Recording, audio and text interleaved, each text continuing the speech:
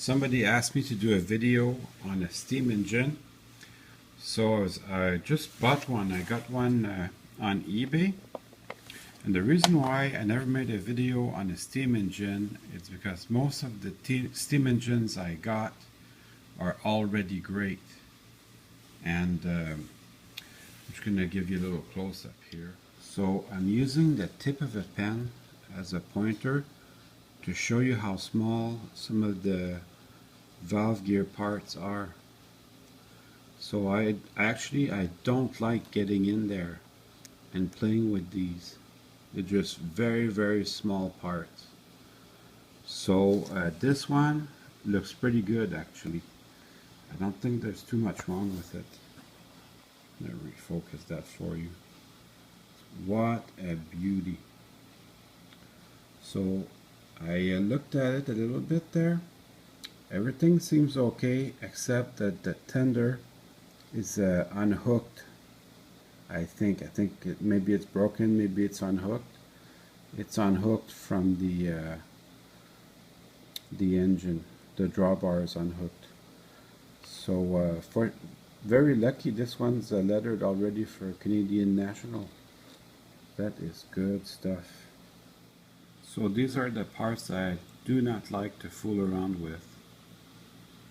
And all these parts actually do something.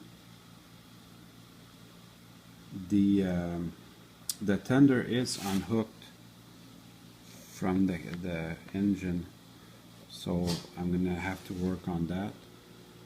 The tender comes apart, and the tender does pick up electricity. It's not like a Kato or a Bachmann. The Bachmann, the tender will pick up electricity from both sides. This one will pick up electricity only from one side per truck. So this truck picks up electricity from this side, and this truck picks up electricity from the other side. But it's still a good running little guy. They're really worth fixing. Also, it's missing its coupler. So all I'm going to do is I'm going to remove these two screws. And there's also little screws here in the front of the tender that I'll have to remove. But I'll start by removing the trucks. And also, like I said, one side picks up one side of the track and the other truck picks up the other side of the track. So you want to keep in mind which side is picking up what.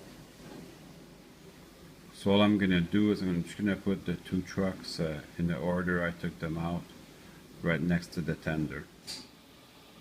So I just removed the two little screws up front, and the bottom of the tender becomes loose almost immediately, just like a regular freight car. And now I turn everything upside down so I can have a look at all the wiring inside. Because I do need it for electrical pickup. So naturally you want to be very gentle with this. And you get a weight. Then it's very simple wiring. You just have the two plates there. And these little plates, they connect with the trucks. And you do like that, you want the truck to bring electricity to you. And then you can see the drawbar is just off of its pin. That's all it is.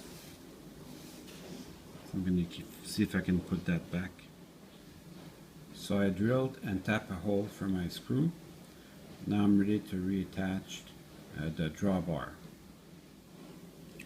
To be honest, my opinion of these, my review of it would be that it's not the best model ever, but it's not the worst model ever either. The first one that I got one, I said, well, I'll try it, see if I like it. Ended up really liking it. I really like the way this sounds. The motor feels powerful, and it's all metal. So what that means is it's going to be very heavy.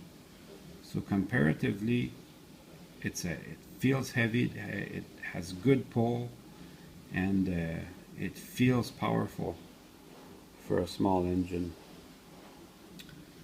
So while I have the rear truck in my hands, I'm going to take a second there to clean the wheels, and I'm also going to reattach a coupler. There's a little bit of lint there on my axle. That's not going to be acceptable. That has got to go. So I'm going to do one wheel at a time so I can retain the order. What I mean by that is which side is picking up electricity and which side is not. You can see down here there's some insulators, so you definitely want to keep track of that. Maybe you could see it better like that. So one side of the axle, the wheel is all silver. Then on the other side, the center of the wheel is black. So this wheel does not pick up electricity, and this wheel does. So you need to keep track of that. If you put it back the wrong way, you're going to make a short circuit. So I'll just clean that with my rag. This will remove if there's any grease or any dirt in there, it will remove it. Then I'll repeat that for the other wheel, and I'll repeat that for the other truck. Make sure that when you put it back, you put the silver side where it goes and the black side where it goes. Also, before I put my tender back, I'm going to run it under my tap with my toothbrush. Get rid of all this extra lint. Now, before I put the rear truck back on the locomotive, I'm going to put my coupler back in there. I was lucky, in the box was the other half of the coupler pocket. So I have choices. I could put Rapido like it came with, or I could put micro trains. I happen to have with me today some Bachmann Easy Made couplers, so I think I'm going to use that. As you put it back, don't forget the contact strip. Now it's really starting to shape up. I'm just going to put on the weight.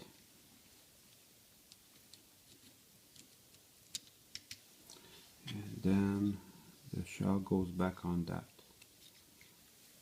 I still have the two little screws to put under the shell. So that's going to be pretty easy. This here is your piston that gives power to the engine and your valves. This rod right here controls the valve.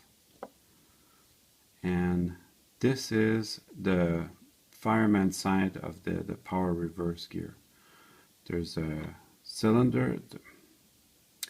This is that air tank here that will hold air from the compressor. There's your compressor. This will produce pressured air for your brakes. Now let's look at the other side. So here you have the firebox. This is the power reverse here. And there's another air tank on this side. Now the air tanks, the compressors, they can all be on different sides depending on what the particular railroad ordered. So that's fun to look around, see the different models, and see where each railroad had ordered all these tanks and compressors to be. And now it's time to run some trains. All these 462s that I have, they all run very, very well. I'm very pleased with them. I hope you enjoyed the video.